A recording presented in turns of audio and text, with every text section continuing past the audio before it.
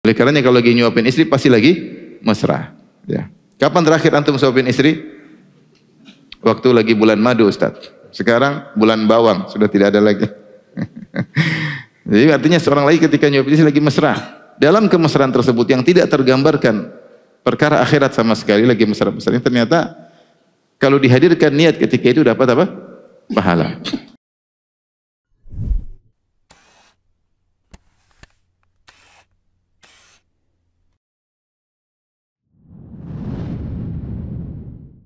Bismillahirrahmanirrahim. Assalamualaikum warahmatullahi wabarakatuh. Alhamdulillahi ala ihsani wa syukru lahu ala taufiqihi wa amtinani wa asyhadu an la ilaha illallah wahdahu la syarika lahu ta'ziman li sya'nih wa asyhadu anna Muhammadan abduhu wa rasuluhu adda ila ridwanih. Allahumma salli alaihi wa ala alihi wa ashabihi wa ikhwani. Hadirin hadirat yang dirahmati oleh Allah Subhanahu wa taala. Pada kesempatan kali ini kita akan bahas suatu materi yang penting bagi kita semua, yaitu bagaimana mengoptimalkan seluruh aktivitas kita, terutama aktivitas-aktivitas duniawi agar bisa bernilai pahala di sisi Allah Subhanahu wa taala. Hal ini karena kita tahu umur kita tidak panjang dan aktivitas ibadah kita, artinya benar-benar murni ibadah, jauh lebih sedikit dibandingkan aktivitas duniawi. Kecuali mungkin para ulama, para solehin yang hampir seluruh waktu mereka digunakan untuk beribadah kepada Allah. Tetapi kalau kita secara umum, aktivitas ibadah kita hanya sedikit ya. Misalnya kita sholat, kita mungkin baca Quran, sholat qobliyah, ba'diyah ya. Kita berzikir ya. Dalam 24 jam mungkin cuma berapa jam ya. Kalau kita totalkan mungkin 2 jam, mungkin 3 jam, mungkin 4 jam. Maka itu sangat sedikit dibandingkan 24 jam. Adapun aktivitas duniawi lebih banyak. Kita kerja, kita makan, minum, ngobrol sama istri, jalan-jalan, tidur, apalagi. Ya. Kalau tergantung berat badan, bisa 8 jam, bisa 9 jam, bisa 7 jam. Sehingga waktu duniawi kita banyak. Ngobrol, ketemu teman-teman, kolega-kolega, rapat kerjaan duniawi banyak sekali. Dan ini kita akui, padahal kita tahu bahwasanya umur kita akan ditanya oleh Allah Subhanahu wa taala. Waktu kita akan ditanya oleh Allah Subhanahu wa taala. Nabi sallallahu alaihi wasallam bersabda, "Lan tazula qadama 'abdin hatta yus'al an arba." Bahwasanya 2 kaki seorang hamba tidak akan bergeser menuju surga atau neraka kecuali akan ditanya 4 perkara. An umrihi fima afnah, tentang umurnya kemana dia habiskan. An syababihi fima ablah, masa mudanya juga kemana dia habiskan. Ya. Kemudian an malihi min aina iktasabahu wa fima anfaqah, hartanya dari mana dia dapatkan, kemana dia habiskan. Terakhir tentang ilmunya, apa yang sudah diamalkan dari ilmunya. Dan untuk urusan dunia, umur dan harta ini sering kita gunakan untuk urusan dunia. Umur dan harta. Dan dua-duanya ini banyak terkait dengan perkara dunia kita dan kita akan ditanya. Oleh karena kita berusaha bisa menjawab pertanyaan tersebut dengan baik. Dan perlu kita ingat bahwasanya kita diciptakan oleh Allah adalah untuk beribadah kepada Allah Subhanahu wa taala. Sehingga kita berusaha mengoptimalkan semua umur kita, semua kehidupan kita untuk beribadah. Wa ma khalaqtul jinna wal insa illa liya'budun. Tidaklah aku ciptakan jin dan manusia kecuali untuk beribadah kepadaku. Kalau kita tinjau ibadah dari sisi nilai hanya ibadah-ibadah mahdhah, hanya seperti salat, kemudian baca Quran, maka masih banyak kehidupan kita yang tidak untuk ibadah. Oleh karenanya seperti Syekh Abdul Karim Al-Khudair mengatakan, untuk bisa mengamalkan ayat ini, maka kita harus mengoptimalkan perkara-perkara dunia juga bernilai ibadah, agar kita bisa benar-benar mengamalkan ayat ini, bahwasanya kita diciptakan untuk beribadah kepada Allah. Demikian juga Allah mengatakan, "Qul inna salati wa nusuki wa mahyaya wa mamati lillahi rabbil alamin." Dikatakanlah bahwasanya salatku, nusuki, ada yang mengatakan sembelihanku, ada yang mengatakan ibadah-ibadahku, wa mahyaya, kehidupanku. Ini ada yang artikan di antara salaf, maksudnya kehidupan kita. Segala kegiatan kita dan kematian kita hanya untuk siapa? Allah. Maka kita ingin mengamalkan wa mahyaya lillah. Kehidupanku hanya untuk Allah semata. Maka perlu bagi kita berpikir bagaimana cara mengoptimalkan kehidupan atau aktivitas duniawi kita yang sangat banyak agar semuanya bernilai ibadah di sisi Allah Subhanahu wa taala. Untuk itu kita harus memahami dua kaidah penting terkait dengan hal ini. Yang pertama, kaidah menyatakan la thawaba illa bin niyyah, tidak ada pahala kecuali dengan niat. Dan kaidah kedua, al umur bimaqasidiha, kaidah fiqhiyah, yaitu bahwasanya perkara-perkara itu tergantung tujuannya. Adapun kaidah pertama, la thawaba illa bin niyyah, ditunjukkan dalam hadis innamal a'malu bin niyyat wa innama likulli imri'in ma nawa. Sungguhnya amalan tergantung apa? Niatnya, dan pahalanya tergantung apa yang dia niatkan.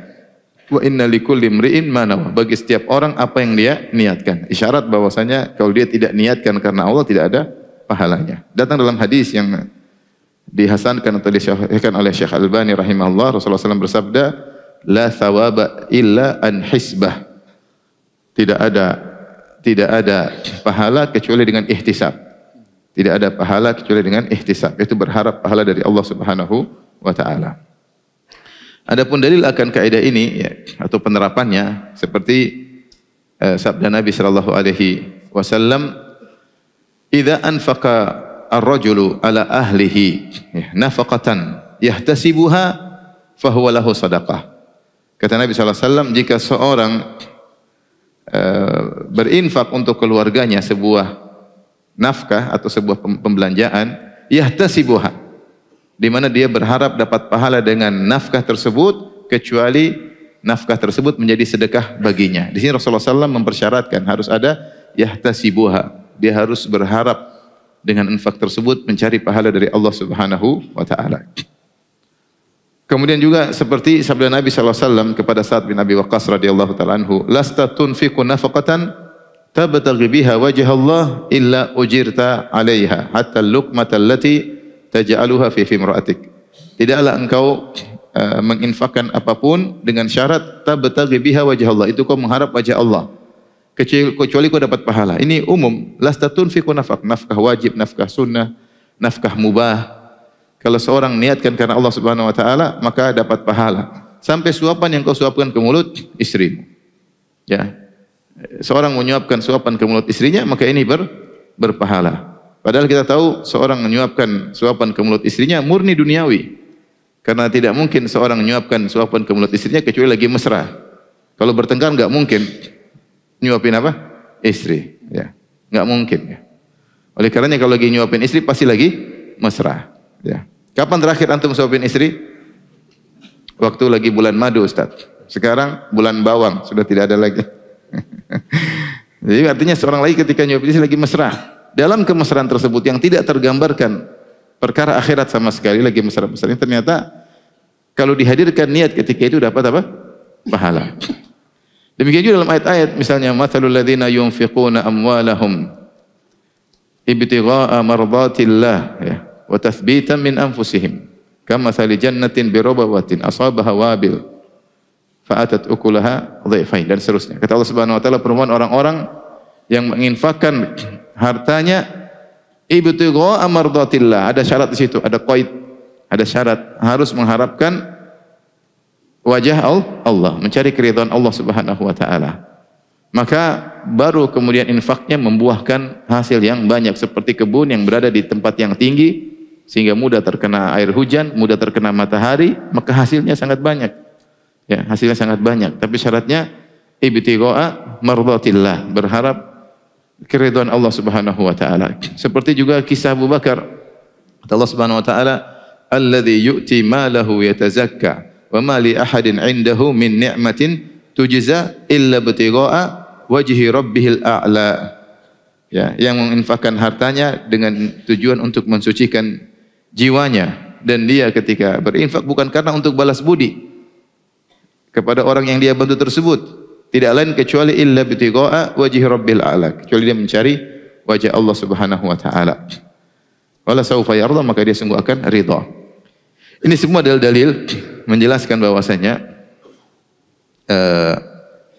tidak ada amal soleh kecuali jika diniatkan karena Allah, ya. kecuali karena berharap wajah Allah Subhanahu wa taala. Jika tidak, maka amal tersebut hanya bernilai biasa saja. Ya. Baik. Penerapan kaidah yang pertama ini banyak. Sebagaimana sudah kita singgung tadi di antaranya. Ya. Seperti berinfak, menyuap istri, ya, harus mencari wajah Allah Subhanahu wa taala. Di antaranya kerja. Kerja, kita tahu kerja memberi nafkah kepada keluarga adalah suatu yang wajib. Tapi kalau dia hanya mengerjakan kewajiban tanpa menghadirkan niat, maka sebenarnya mengatakan tidak dapat pahala. Memang dia terlepas dari dosa. Tapi kalau untuk dapat pahala dia harus pakai niat. Harus pakai niat karena Allah Subhanahu wa taala. Dan ini suatu kegiatan yang sangat banyak menyita waktu kita. Antum para pekerja, kalau di Banjarmasin sih insya Allah enggak terlalu karena jarang macet. Tapi kalau di misalnya Jakarta, yang kerja tinggal di Bogor, tinggal di Depok, terus kerjanya Jakarta, waktu habis. Mereka sholat subuh sudah pakai seragam. Saya lihat sendiri. Sholat subuh sudah pakai apa? Seragam. Mungkin imamnya assalamualaikum, salam kedua dia sudah di mobil. Mungkin ya. Bahkan saya pernah lihat imamnya terlambat qomat. Dia sholat sendiri karena takut terlambat. Dia sholat sendiri selesai langsung naik mobil. Karena begitu waktu yang digunakan untuk kerja, waktunya harus start pagi-pagi. Mungkin pulang lagi sudah malam. Ini kalau tidak diniatkan karena Allah maka benar-benar menyita waktu.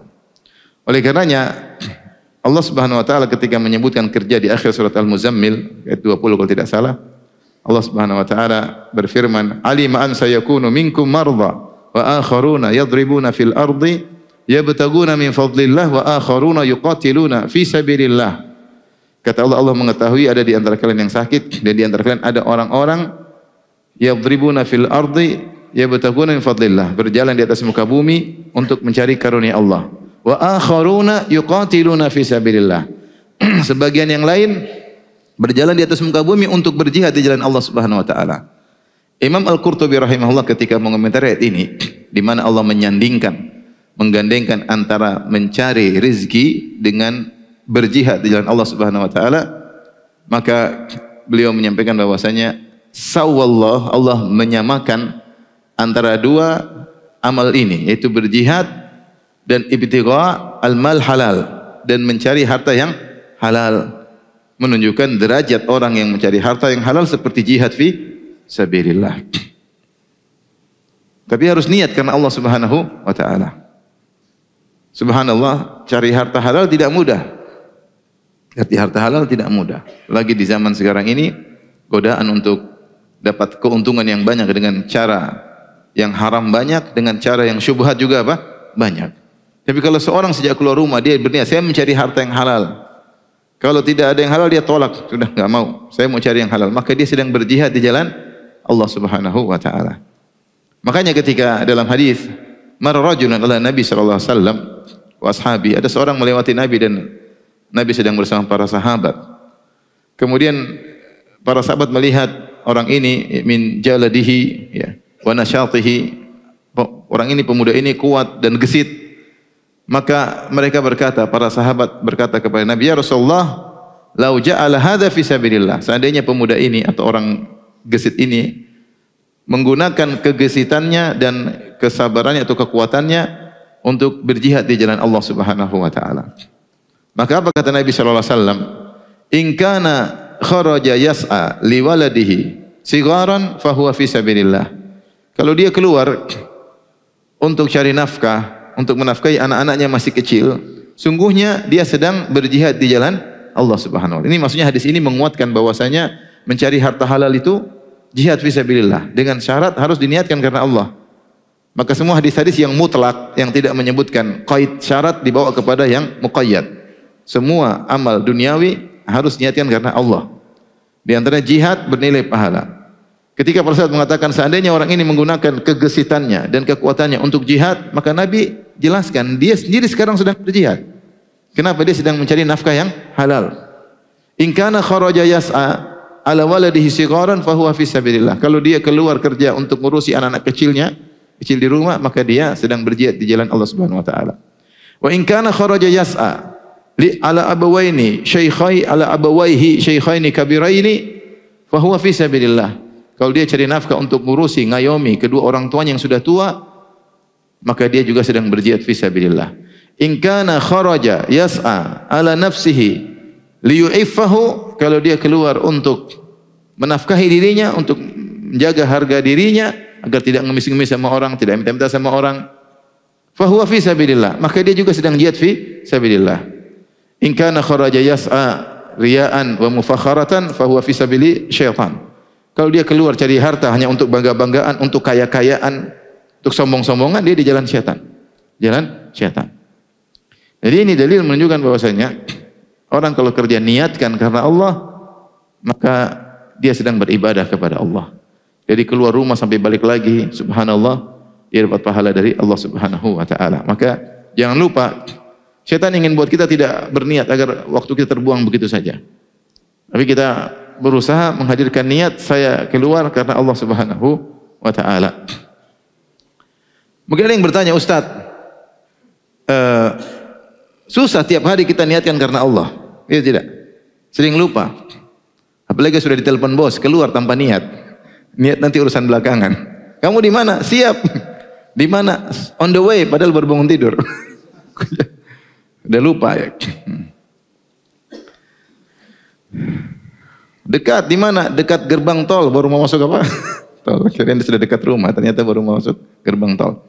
Intinya susah bagi kita untuk menghadirkan niat terus. Tapi kaidah menyatakan, disebut oleh para ulama seperti Al-Kharrafi, kemudian disebut oleh Ibnu Qudamah. Memang benar, tentu yang afdal setiap kita aktivitas kita niatkan, itu yang terbaik. Setiap aktivitas. Tetapi kalau seorang lupa misalnya, yang penting dia sempat beraktivitas awal kali niatnya karena Allah, maka hukum asal niat itu berkontinu, sambung sampai dia membatalkan niat tersebut. Para ulama mengkiaskan dengan iman. Asalnya kalau orang beriman, dia tetap beriman sampai dia batalkan imannya. Demikian juga orang kalau sejak awal dia munafik, maka dia terus munafik sampai dia batalkan kemunafikannya. Jika seorang awal kufur, maka terus dihukumi kafir sampai dia apa? Membatalkan kekafirannya. Maka demikian juga jika seorang awal kerja, niatnya karena Allah Subhanahu wa taala, maka dia dianggap sedang beribadah kepada Allah. Sampai dia mungkin punya niat-niat yang lain yang membatalkan niat tersebut. Ternyata di tengah-tengah niatnya untuk bangga-banggaan, untuk sombong-sombongan, maka batal niatnya tersebut.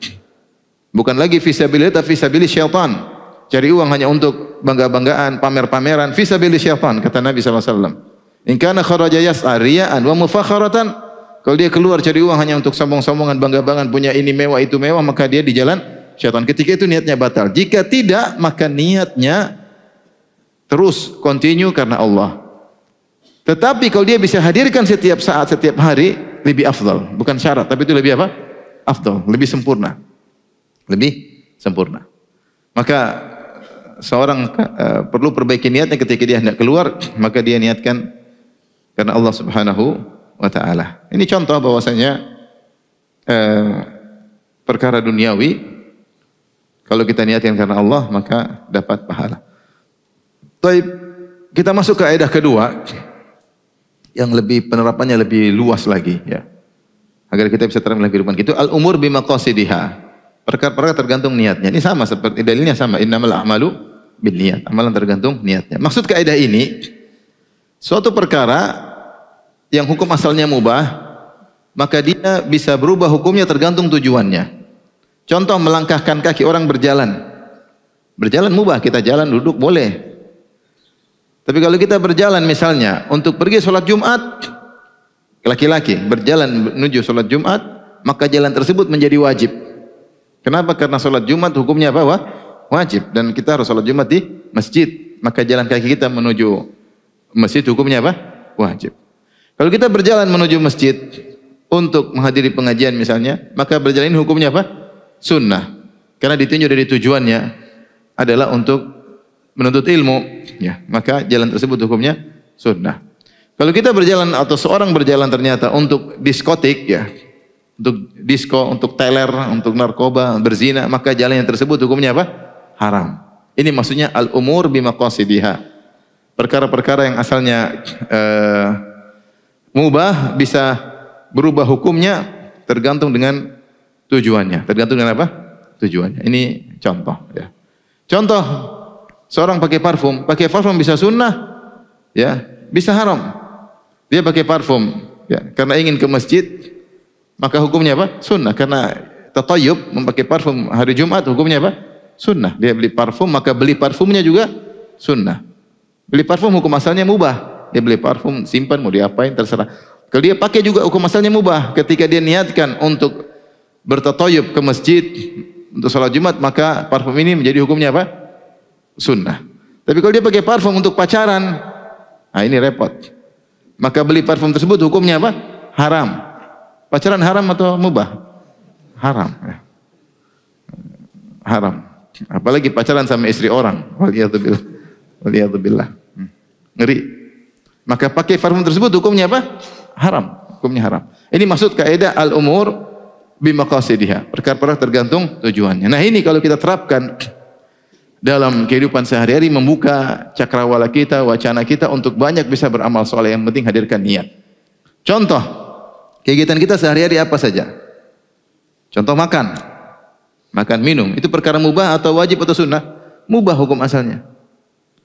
Tapi kalau kita niatkan saya makan supaya kuat beribadah, supaya kuat cari nafkah buat anak istri, ya, supaya bisa menjaga kesehatan untuk bisa bertakwa kepada Allah, maka makan minum itu bernilai apa?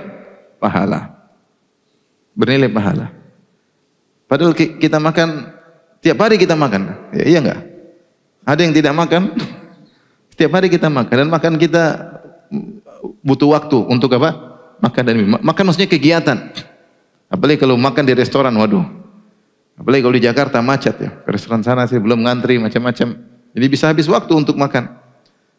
Tapi kalau kita niatkan untuk beribadah kepada Allah, tinggal hadirkan niat. Nah ini kadang kita lalai. Kita hanya makan minum begitu saja tanpa menghadirkan niat. Maka kalau kita tidak hadirkan niat, maka dia perkara mubah, tidak ada dosa, tidak ada pahala. Tapi ketika hadirkan niat, saya makan dan minum untuk beribadah kepada Allah supaya kuat, maka dapat pahala. Oleh karenanya agar kita bisa mewujudkan hal ini, kita berusaha menerapkan sunnah-sunnah Nabi ketika makan dan minum. Jadi kita bismillah misalnya, ya, dan seterusnya, ya. Sehingga kita makan dengan bersih misalnya kita menjilat jari kalau ada sisa makanan. Sehingga sunnah-sunnah Nabi hadir dalam makan minum kita, sehingga lebih cenderung untuk menjadikan hati kita berniat karena Allah Subhanahu wa ta'ala. Apalagi orang yang hobi makan, waktunya habis banyak untuk apa? Makan dan minum. Baik, berikutnya contoh perkara yang kegiatan duniawi yang bisa bernilai pahala. Contohnya tidur. Tidur ini habiskan waktu kita, paling tidak sepertiga umur kita habis untuk apa? Tidur. Satu hari 24 jam. Tidur 8 jam. Saya bilang itu tergantung berat badan. Ada yang tidur 7 jam, ada yang tidur 9 jam. Terkadang usia juga, mungkin semakin tua semakin kurang tidurnya. Tapi intinya dia makan waktu bisa 6 jam, 7 jam, bisa 8 jam, bisa lebih, bisa kurang. Ini benar-benar menyita umur kita, sepertiga umur kita habis untuk tidur. Nah kalau kita niatkan karena Allah, maka berpahala di sisi Allah Subhanahu wa ta'ala. Ketika Nabi SAW mengutus Abu Musa al-Ash'ari dan Mu'adz bin Jabal radhiyallahu ta'ala anhuma ke negeri Yaman, maka Rasulullah SAW mewasiat kepada mereka, kata Rasulullah SAW, basyira wa la tunaffira, yassira wa la tu'assira, tatawa'a wa la takhtarifa. Berilah kabar gembira, jangan buat lari orang, mudahkanlah dalam dakwah, jangan menyusahkan, saling mengalahlah di antara kalian, dan jangan berselisih. Dai harus saling mengalah, jangan saling apa? Berselisih. Maka berjalanlah mereka menuju negeri Yaman, bersafar dari Madinah menuju negeri Yaman. Di tengah perjalanan, Mu'adz bin Jabal, dia a'lamus sahabah bil halal wal haram, sahabat yang paling ngerti halal haram, dia bertanya kepada Abu Musa al-Ash'ari, "Kaifa taqra'ul Qur'an?" Bagaimana kau baca Al-Qur'an? Maka Abu Musa al-Ash'ari menjelaskan, "Qa'idan wa qa'iman wa 'ala dabbah." Saya baca Quran, berdiri saya baca Quran, duduk saya baca Quran, di atas tunggangan saya baca Quran. Atafawwuquhu tafawwuqan, itu aku baca dengan dicicil. Kadang lagi jalan saya baca, nanti saya berhenti lagi, kemudian saya duduk saya berhenti lagi, saya di atas kendaraan saya. Artinya benar-benar Abu Musa al-Asy'ari benar-benar optimalkan waktunya untuk baca Quran melulu. Mu'adz bin Jabal mengomentari, walakinni anamu wa usalli. Adapun aku tidur dan aku salat. Yaitu aku tidur, waktu istirahat, nanti bangun malam salat malam. Fa ahtasibu naumati kama ahtasibu qaumati. Maka aku berharap dapat pahala. Dia ada ihtisab. Aku berharap dapat pahala dengan tidurku sebagaimana aku berharap dapat pahala dengan salat malamku. Kenapa ketika dia tidur dia niatkan supaya kuat salat malam, supaya kuat salat malam. Maka seorang kalau dia tidur lebih cepat untuk niat bisa bangun malam, maka tidurnya menjadi apa? Ibadah. Tidurnya mungkin 3 jam, 4 jam, 5 jam, semuanya berpahala di Allah Subhanahu wa taala. Ngoroknya berpahala meskipun mengganggu istrinya. Berpahala. Kenapa? Dia niat untuk bisa bangun salat malam. Ya. Benar hadis tentang naumu shaim ibadah, tidurnya orang yang berpuasa ibadah, hadis dhaif atau mungkin hadis palsu, ya intinya hadis dhaif ya. Ya, ditinjau dari sana. Tapi maknanya benar, jika seorang dia sedang puasa kemudian dia tidur supaya kuat dalam puasanya dapat pahala. Jadi istirahat untuk apa? Bisa kuat puasa dapat pahala ya, bukan untuk bermalas-malasan ya. Oleh karenanya ini kalau bisa kita niatkan tiap malam mau tidur. Itu ringan aja kok. Tidurlah cepat dalam hati biar bisa bangun apa? Malam. Sudah dapat pahala. Tidur 4 jam, 5 jam ditanya oleh Allah pada hari kiamat, an umrika fima afnait, kemana umurmu kau habiskan? Di antaranya tidur untuk bangun malam. Luar biasa. Saya jawab, kamu untuk apa habis umurmu? Tidur untuk nonton bola. Lain lagi ceritanya.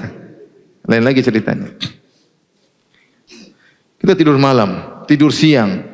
Niatkan karena Allah dapat apa? Pahala. Pingin tidur sebentar lah, supaya apa? Supaya kuat berdakwah. Pingin tidur sebentar lah, buat apa? Supaya bisa cari nafkah untuk anak istri. Dapat pahala. Niatnya karena Allah. Maka tadi Mu'adz yang faqih berkata, innila ahtasibu qaumati kama ahtasibu naumati. Aku berharap dapat pahala dengan tidurku, sebagaimana aku berharap dapat pahala dengan salat malam. Contoh lagi kegiatan kita sehari-hari. Misalnya liburan. Ini liburan sama anak istri ya. Gimana liburan dapat pahala? Bisa kita niatkan. Bukankah Rasulullah SAW berkata kepada Handhalah, walakin ya Handhalah sa'atan wa sa'ah. Wahai Handhalah, sa'ah yaitu satu waktu. Satu waktu kau mengingat Allah, baca Quran, mengingat surga dan neraka. Satu saat kau bersama keluarga. Ketika Handhalah mengatakan nafaqa Handhalah, sungguhnya Handhalah munafik. Kenapa? Dia bilang kami kalau kita bersama Nabi SAW, Rasulullah menyebutkan surga dan neraka ka'annahu ra'yul ain. Maka seakan-akan kita melihat langsung surga dan neraka tersebut. Iman tinggi. Wa idza raja'na ilal ahl wa afasna al ahl wal aulad. Ya. Wa dhai'at, kalau pulang ke rumah kemudian ngurusin istri dengan anak-anak, urusan kerjaan, maka iman apa? Nasina, kami lupa, iman turun. Maka alhamdulillah memandang itu suatu adalah kemunafikan. Maka Rasulullah SAW bilang itu bukan munafik, tidak ada masalah. Walakin dia Handhalah sa'atan. Wahai Handhalah, ada waktu kamu ngaji, ada waktu kamu refreshing. Kalau ngaji terus mungkin malah enggak masuk, malah enggak kuat. Terkadang kita butuh istirahat, butuh refreshing dengan niat untuk kembali segar beribadah. Beribadah. Makanya ketika sebagian orang minta agar Abdullah bin Mas'ud memberikan pengajian terus-menerus, maka Ibnu Mas'ud berkata, kana Nabi sallallahu alaihi wasallam yatakhawwaluna bil mau'izah fil ayyam makhafata as-sa'amati alaina. Kata Ibnu Mas'ud, Rasulullah SAW dahulu memberi nasihat tidak terus-menerus, tapi diselang-seling.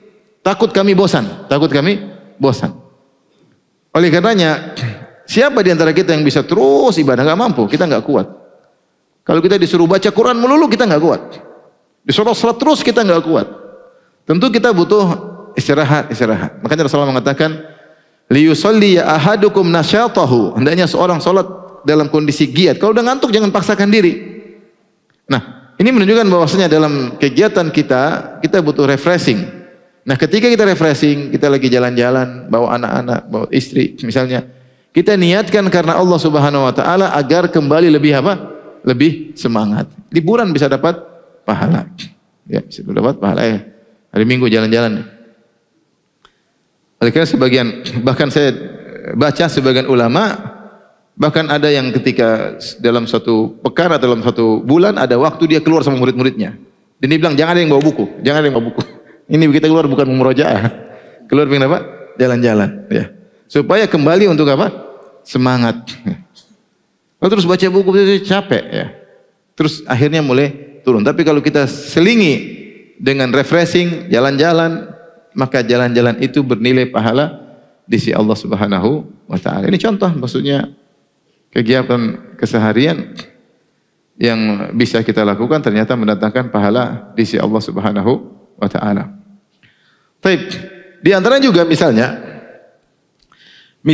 kita dalam kehidupan rumah tangga, kita bisa meraih pahala yang sangat banyak. Contoh seperti berhubungan dengan istri. Berhubungan istri, kata Nabi SAW, wa fi buti ahadikum sadaqah. Engkau menggali istrimu apa? Sedekah. Maka laki-laki jangan lupa sering sedekah ya. Sering sedekah. Wa fi buti ahadikum sedekah ya. Sentuh istri. Allah berfirman, nisa'ukum harthul lakum fa'tu harthakum anna syi'tum wa qaddimu li anfusikum wattaqullaha wa'lamu annakum mulaqu. Kata Allah Subhanahu wa taala, istri-istri kalian adalah sawaladang bagi kalian. Maka datangilah, siramilah sawaladang tersebut. Jangan cuma ditonton aja. Sirami, didatangi. Fa'tu harthakum anna syi'tum, kata Allah datangi sawaladang tersebut anna syi'tum. Anna syi'tum itu kaifa syi'tum wa mata syi'tum. Kapan saja mau datangi istri, jam 2:30 malam, jam 3:05 di siang hari, enggak ada masalah. Yang penting datang, jangan cuma ditengok, datangi. Kemudian dengan kaifa syi'tum, dari depan, dari belakang, kanan, kiri terserah.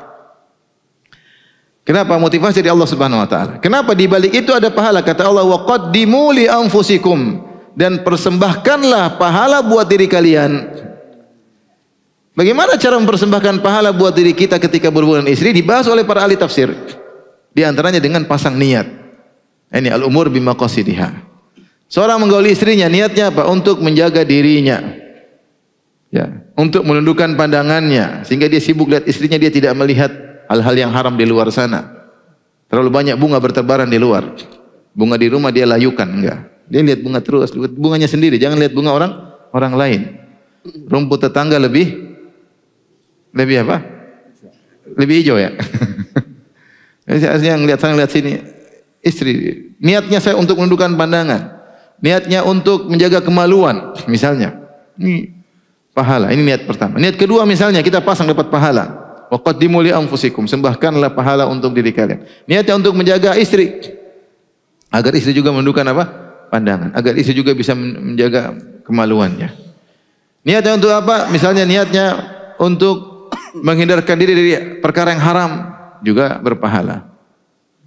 Niatnya untuk menjalankan kewajiban, nafkah batin, juga dapat apa? Pahala. Niatnya agar bisa punya anak yang soleh dan soleha, dapat pahala. Niat saya berhubungan ini supaya punya anak soleh dan soleha, pahala atau tidak? Pahala. Niatnya untuk menyenangkan Nabi SAW pada hari kiamat kelak, punya anak yang banyak. Karena Nabi SAW berkata, tazawwajul wadudal walud fa inni mukatsirun bikumul umama yaumal qiyamah. Nikahilah istri yang penyayang dan subur. Sungguhnya aku bangga punya pengikut yang banyak pada hari kiamat di hadapan nabi-nabi yang lain. Kita niat untuk menyenangkan Nabi SAW. Jadi ternyata dalam berhubungan kita pasang niat banyak, kita dapat pahala dari Allah Subhanahu wa taala. Perkara duniawi. Ya, perkara duniawi. Tapi kalau cuma senang-senang aja, melampiaskan syahwat, enggak dapat pahala. Enggak dapat pahala. Harus ada niatnya, ihtisab, tujuannya apa. Nah, saya sampaikan bahwasanya perhatikan ya, al-umur bimaqasidiha. Dalam rumah tangga kita bisa meraih pahala banyak. Niatkan karena Allah Subhanahu wa taala. Dengan caranya bagaimana? Dengan cara mengenal maqasiduz zawaj. Apa sih tujuan pernikahan yang dituntut oleh syariat? Para ulama menyebutkan maqasiduz zawaj yang dituntut dalam pernikahan itu 3. Yang pertama adalah untuk menjaga kemaluan, menundukkan pandangan. Yang kedua adalah untuk menumbuhkan cinta kasih di antara suami istri. Dan yang ketiga agar punya keturunan yang soleh dan soleha. Ini 3 tujuan. Semua kegiatan kita yang mendukung salah satu dari 3 tujuan ini, kalau kita niatkan agar mewujudkan tujuan syariat, semuanya berpahala. Semuanya berpahala. Contoh, tujuan yang pertama. Nabi SAW bersabda, "Ya ma'asyara syabab, man istata'a minkumul ba'a falyatazawwaj, fa innahu aghaddu lil basar wa ahsanu lil farj." Wahai para pemuda, siapa di antara kalian punya kemampuan maka menikahlah. Sungguhnya menikah itu bisa menundukkan pandangan dan bisa menjaga kemaluan. Ya, maka ini di antara tujuan pernikahan, menundukkan pandangan, menjaga kemaluan. Nah, apapun yang kita lakukan, suami atau istri, dalam rangka untuk menundukkan pandangan pasangan dan menundukkan pandangan sendiri, maka pahalanya luar biasa. Misalnya seorang laki mendatangi istrinya dengan harapan untuk menundukkan pandangan, dapat pahala. Seorang istri melayani suami agar dia bisa menundukkan pandangannya, dia bisa menundukkan pandangan apa? Suaminya. Berpahala atau tidak? Berpahala. Seorang istri misalnya ikut olahraga, fitness supaya cantik dilihat oleh suaminya agar suaminya menundukkan pandangan, berpahala atau tidak? Berpahala. Tapi harus niatnya. Niatnya harus karena Allah Subhanahu wa taala untuk menjalankan salah satu dari tujuan pernikahan ya. Nah, seperti ini, seorang istri misalnya dia rapikan tempat tidurnya, dia kasih parfum tempat tidurnya ya. Menyenangkan suami, maka berpahala. Semua kegiatan dia ini berpahala karena tujuannya adalah untuk menegakkan syariat agar menundukkan pandangan suaminya dan menjaga kemaluan apa? Suaminya. Yang kedua, misalnya untuk menumbuhkan cinta kasih. Ya. Allah berfirman, "Wa min ayatihi an khalaqa lakum min anfusikum azwajan litaskunu ilaiha wa ja'ala bainakum mawaddatan wa rahmah." Di antara tanda-tanda kebesaran Allah, Allah menjadikan istri-istri bayi kalian litaskunu ilaiha, agar kalian tentram dengan istri-istri kalian. Wa ja'ala bainakum mawaddatan wa rahmah, dan Allah menjadikan untuk kalian mawaddah, yaitu cinta, hasrat, rahmah, kasih sayang. Maka apapun yang kita lakukan kepada pasangan kita untuk menemukan cinta kasih sayang, maka semuanya berpahala ya. Niatkan karena Allah. Misalnya antum kalau lagi tidur kemudian istri kedinginan, maka antum pun hangatkan istri antum ya. Niatkan karena Allah. Karena kalau antum menghangatkan istri, maka istri tambah sayang atau tidak? Tambah sayang. Ambil selimut. Kalau antum tidak lagi malas, ambil apa? Selimut. Istri tahu, oh diselimutin sama suami. Kalau enggak ya hangatin badan dengan badan ya. Niatnya agar menumbuhkan cinta kasih. Maka berpahala di sisi Allah Subhanahu wa taala.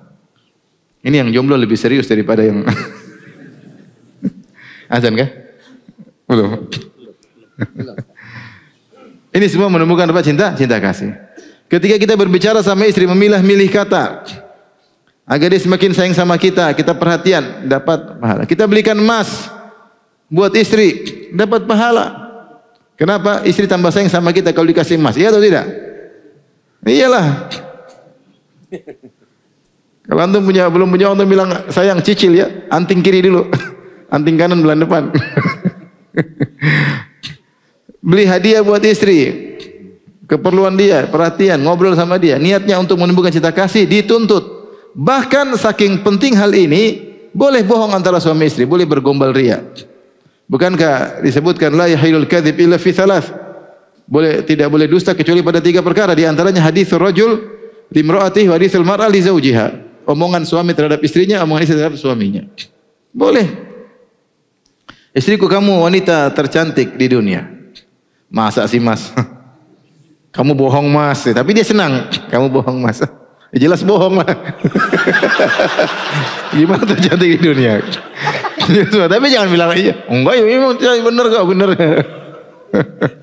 Ya meskipun kita gombalin, meskipun kita bohong, dia senang. Karena perempuan senang dipuji. Kamu iya, waktu lagi lampu mati kamu tercantik di dunia. Ya. Gombal-gombal aja, tidak ada masalah. Mas, kamu kelihatan muda lagi mas. Masya Allah, yang bener. Apa saling menyenangkan. Baik, kalau istri bilang sama kita, mas, cantikan saya sama dia. Wah itu hati-hati. Jebakan Batman itu. Antum kalau jujur bahaya. Antum bilang cantikan kamu. Apakah ada keraguan dalam hal ini? Ya, menyenangkan istri, ngobrol sama dia, candain. Kita ini kadang candain kawan-kawan kita, bisa istri tidak kita candain. Oleh karenanya semua yang bisa menimbulkan cinta kasih, niatkan pahala. Dan kita waktu habis buat istri banyak atau tidak waktu kita habis? Banyak. Kalau cuma senang-senang doang duniawi nggak ada pahalanya. Maka kita niatkan saya untuk buat dia tambah sayang sama kita. Ajak dia sholat malam, ajak ngaji bersama, samaan kita dengar bacaan Quran, dia dengar, dia baca Quran, kita simak. Masya Allah. Cinta menambahkan cinta. Kita ajak jalan-jalan supaya dia semakin sayang sama kita. Sering dikontak, sering ditelepon kalau kita lagi jauh. Maka semua perkara yang menumbuh cinta kasih berpaling dari Allah Subhanahu wa taala. Ini bisa kita optimalkan waktu untuk hal ini. Tujuan yang ketiga misalnya agar memiliki anak-anak yang soleh, ya. Walaqad arsalna rusulan min qablika wa ja'alna lahum azwajan wa dzurriyyah. Sungguh kami telah mengutus para rasul sebelum engkau Muhammad dan kami jadikan bagi mereka istri dan anak-anak. Maka di antara tujuan adalah al-walud, istri yang al-walud yang subur agar kita punya anak-anak yang soleh. Maka semua kegiatan yang kita lakukan agar anak kita bisa soleh dan solehah semuanya berpahala. Kita masukkan pondok, kita keluarkan uang. Sungguhnya kita keluarkan uang pada tempatnya.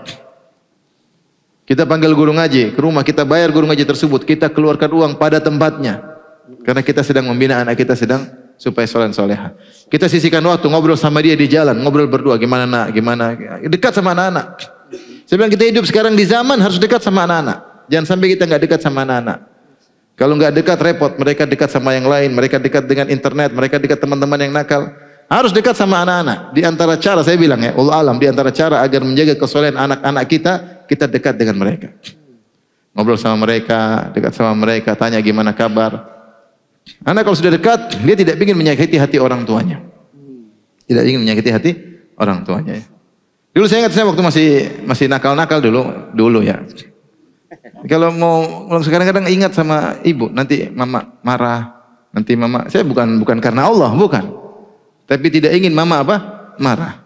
Jadi kalau kita dekat orang anak-anak itu, insya Allah mereka dijaga oleh Allah Subhanahu Wa Taala. Maka di zaman yang penuh fitnah zaman sekarang ini, sisihkan waktu ngobrol sama anak-anak, telepon, bicara dengan mereka, ngobrol. Apa rencanamu di kemudian hari?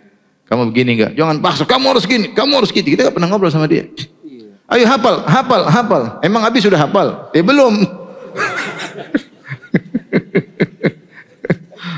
Aduh. Taib, ikhwan dan akhwat yang rahmatillah subhanahu wa ta'ala. Di antara cara kita mencari pahala banyak dalam keluarga adalah melakukan segala kegiatan yang tujuannya adalah agar anak-anak kita menjadi soleh dan soleha. Itu waktu kita disalurkan pada tempat yang tepat. Itu waktu kita untuk ngobrol sama anak-anak, sisihkan waktu, jalan-jalan sama mereka, nemani mereka kalau belanja. Apapun kesibukan kita, sisihkan waktu untuk anak-anak sehingga anak merasa dekat dengan kita. Sekarang ini bahaya kalau anak semakin jauh dari orang tua, semakin bahaya ya. Alasan kita sibuk ini sibuk, anak jangan. Anak-anak punya hak ya, punya hak untuk kita ngobrol dengan mereka, perhatian sama mereka. Taib, di antaranya seperti ibu-ibu, saya ingat kepada ibu-ibu ya. Untuk berkhidmat dalam rumah tangga, niatkan karena Allah Subhanahu wa taala. Ngurus suami ya, melayani suami, ngurus anak-anak, sabar ya. Ngurus anak-anak dengan kesabaran, bersih-bersih rumah. Niatkan semua karena Allah, bukan hanya sekedar hobi ya, tapi niat karena Allah Subhanahu wa taala ya. Kalau masak sesuatu ingin menyenangkan suami, karena menyenangkan suami semakin sayang dan kita dituntut untuk menumbuhkan cinta kasih di antara suami dan istri. Tapi di antara kegiatan keseharian yang juga perlu kita niatkan karena Allah seperti olahraga. Olahraga itu ya, kita perlu ya, olahraga. Kita niatkan dengan olahraga tubuh sehat agar kita bisa lebih panjang umur untuk bertakwa kepada Allah. Dan Nabi SAW bersabda, khairun nas man tala umruhu wa hasuna amaluh. Sebaik-baik orang adalah yang panjang umurnya dan baik amalnya. Ya. Kita subhanallah lihat sebagian ulama umur sampai 90 lebih dengan ketakwaan, habis umur mereka untuk mengajar, luar biasa berkah ya. Sebagaimana dalam hadis yang masyhur tentang dua orang yang qadima ala Nabi sallallahu alaihi wasallam wa aslama jami'an, kemudian sama-sama berhijrah, sama-sama masuk Islam. Yang satu lebih rajin daripada yang keduanya, yang satu akhirnya jihad kemudian meninggal dunia. Yang satu yang kurang rajin diberi umur lebih panjang setahun baru kemudian meninggal dunia. Maka Talha bin Ubaidillah radhiyallahu anhu bermimpi.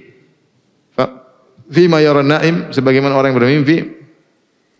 Fa idza ana bi babil jannah, tiba-tiba aku berada di pintu surga.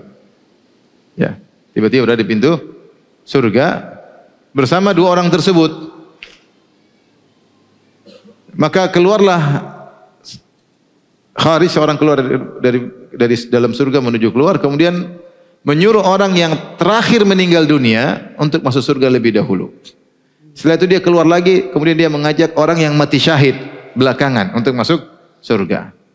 Kemudian mereka keluar, mereka bilang kepadaku, kau balik dulu, belum waktumu untuk masuk surga sekarang. Keesokan harinya, maka Talha bin Ubaidillah pun cerita kepada para sahabat yang lainnya.